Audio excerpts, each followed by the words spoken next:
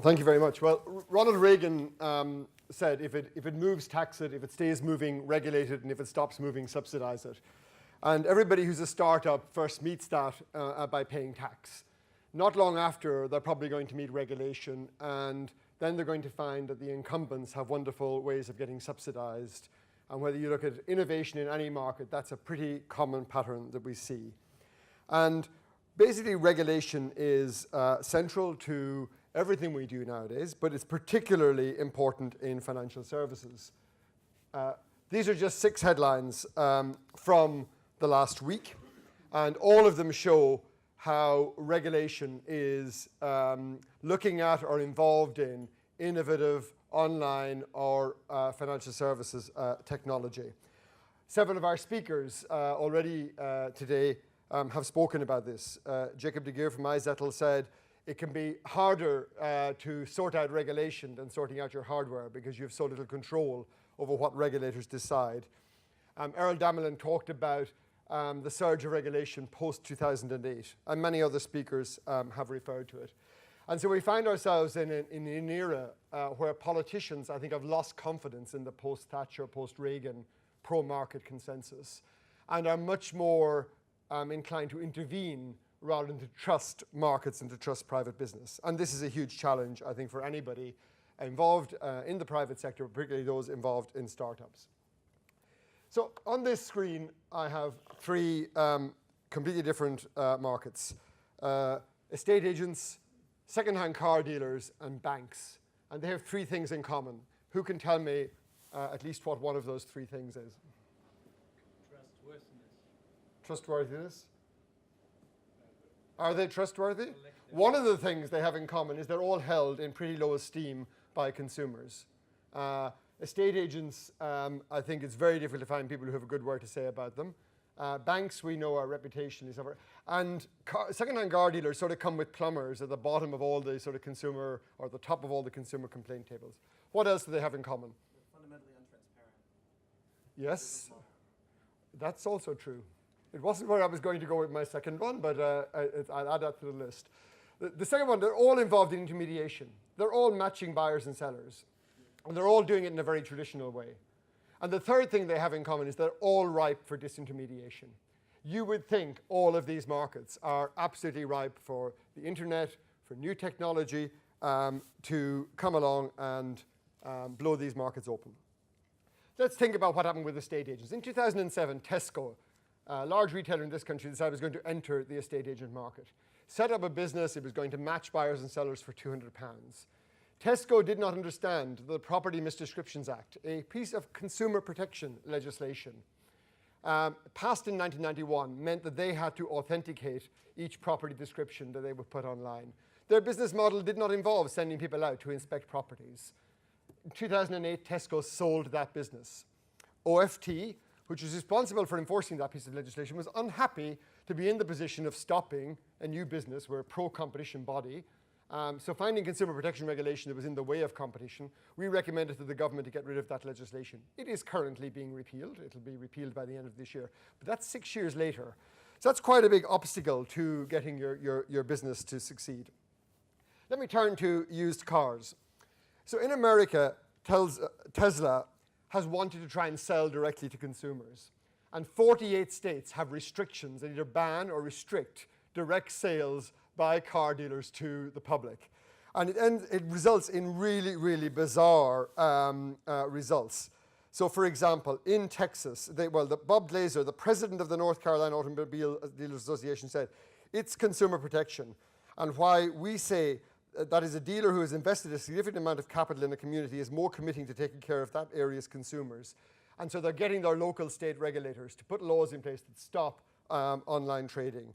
And it results in weird outcomes. In Texas, 2 showrooms are allowed, but the employees are not allowed to tell the customers how much the cars cost, give them the website address, enable them to give test drives, or to sell them a car. So this is, again, how regulation can get in the way. Now, what we're talking about here has 2 distinct elements. The first one is what I call the landmine. This is anachronistic regulation, like the Properties Misdescription Act, that has been sitting there for years and years, unnoticed, not intended for you. You come along with a new business model. Nobody, when they were writing that legislation, thought about the business model you were going to have. And so you get tripped up by this. It blows up your business model. And that's what happened with Tesco and estate agents. Zopa managed to avoid that, but Zopa had a near miss with this. And I had a very funny conversation with Giles about this a few weeks ago, because it was OFT that got in the way. You need a consumer credit license to lend in the course of a business. Did this apply to the people who were investing money into Zopa on a peer-to-peer platform? Well, Zopa and OFT came to a conclusion, I think back in about 2006, that if people were putting in more than 25,000, maybe they should have a credit license. At that time, a credit license was cheap, and it was a pretty easy thing to comply with. Two things happened. Much more attention on regulating credit, as you all know about, and particularly from payday lending. But secondly, anti-money laundering legislation came in from post-2011, or 2001, 9/11. And anti-money laundering legislation got overlaid on top of credit licensing. So suddenly everybody who had a credit license had to comply with anti-money laundering requirements. All of these people got letters from OFT threatening criminal sanctions if they didn't personally authenticate that none of the people they were lending to on the other side of the market wasn't money laundering.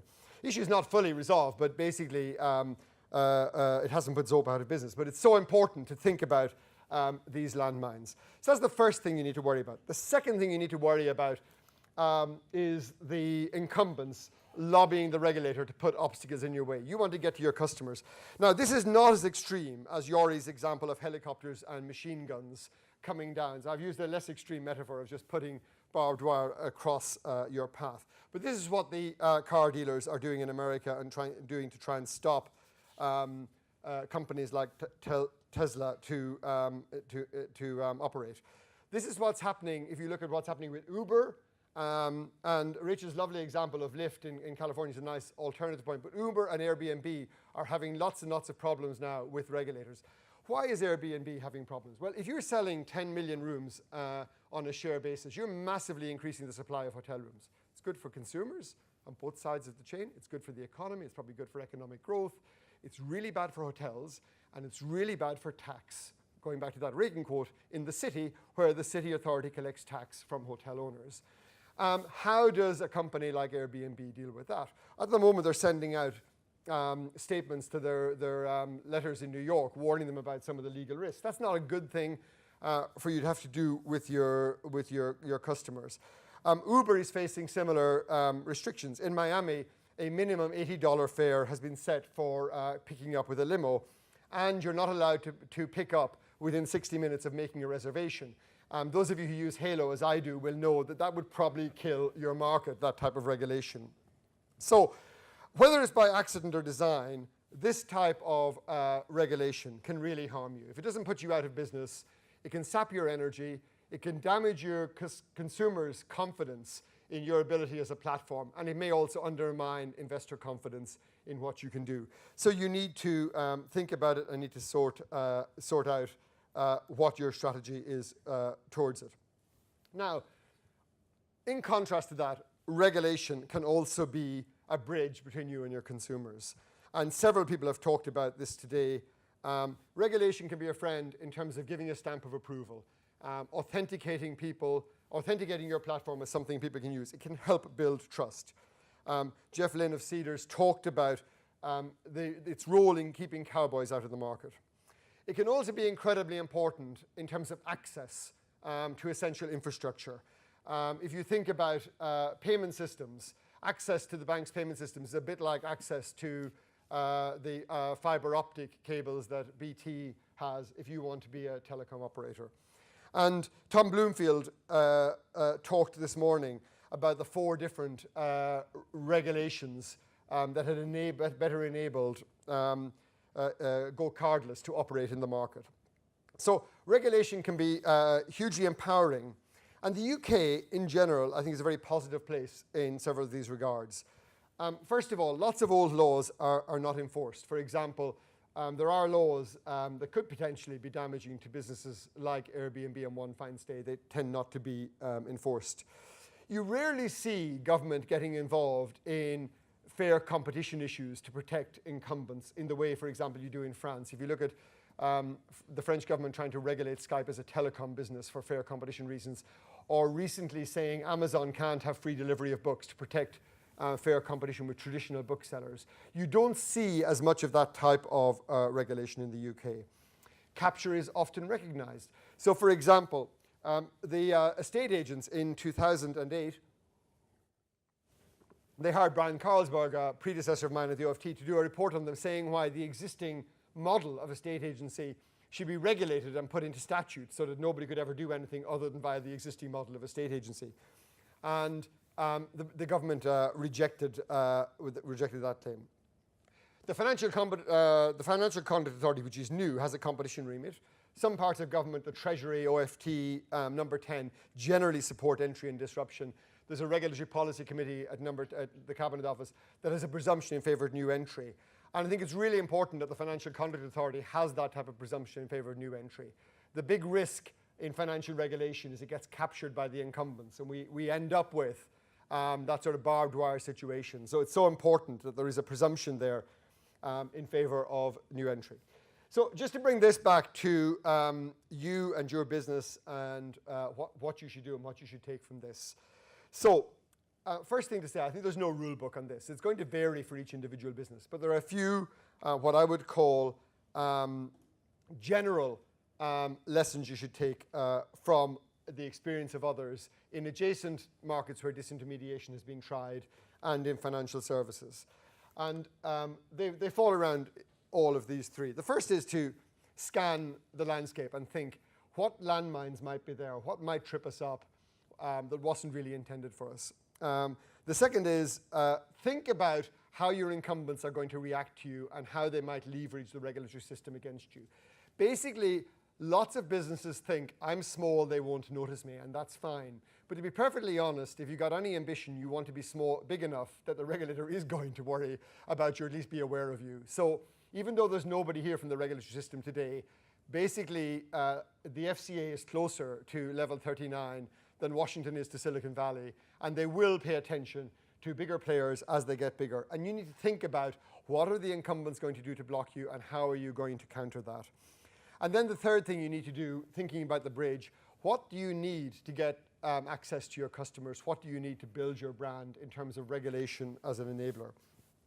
Having done that, you need to decide what to do about it. So you can be an ostrich and stick your head in the sand and think it'll go away, I needn't worry about it. You can adjust your business model and try to bypass it. You can try to get consent before you act, very much the sort of strategy that Halo's pursued in breaking into lots of different taxi markets with regulatory consent. You can try to get things changed, get regulation changed, but as the Tesco Property Misdescription Act shows, it takes a long time, or it can take a long time to get regulation changed. You can try self-regulation. It was interesting to hear the Bitcoin Foundation as a potentially emerging self-regulatory platform. Will that be sufficient for the regulators to keep off Bitcoin? That's an interesting question. You can try transparency. Errol Damelin talked about the role of transparency. Will transparency keep regulators off your back? Will it be a useful substitute for regulation? Whatever you do, you're going to need goodwill. And you need to think about where that goodwill is going to come from. At the end of the day, if regulators get interested in you, if incumbents start thinking about using regulation to block you, you're going to need goodwill. It's great if you have customers who love you. If you have customers who love you, that's a good start. If you have a good story to tell about economic growth, you can sell yourself to the Treasury and to other parts of government that at the end of the day will be asked what their view is on margin calls on whether regulation should go this way or go that way. You should also think about whether there's social value to what you do. Are you enabling less advantaged members of society to improve their lives? If you have a positive story to tell around consumers, around economic growth, and around social value, the chances are that when regulators come to make decisions that affect you, they'll be more inclined to look on you kindly. So think about your capital. Think about the license to operate. This is something that is not just relevant to oil companies and to large banks, but it's relevant to startups. You need goodwill and license to operate as much as you need finance, as much as you need good people, and as much as you need good technology. Regulators are generally not opposing innovation. Often they're just applying old rules, or they're listening to incumbents because that's where they get a lot of their data from. So you need to engage with the regulators.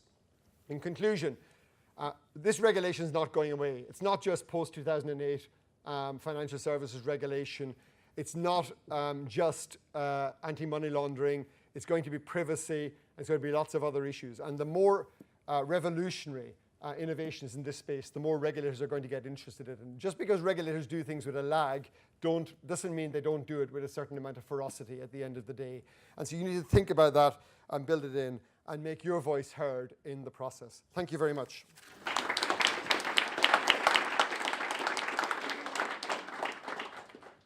Personal view, John, do you think Bitcoin will survive? I don't think I can give a yes/no answer to that. I think I'm intrigued by Bitcoin's ability to develop a regulatory mechanism that makes it trusted by governments. And if it can develop a self-regulatory mechanism that is credible, then it may very well do. But it's interesting also very often the first mover in one of these markets isn't the one that succeeds. And I think if Bitcoin doesn't get that right, it'll be interesting to see what whoever copies them and learns from their mistakes does, because something like that may be on the landscape in future, yeah.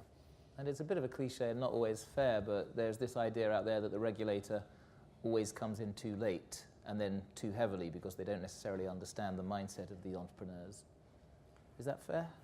That can happen, and I think that's why being prophylactic, thinking ahead about this, so that you, in some cases, working with the regulator is the right thing to do.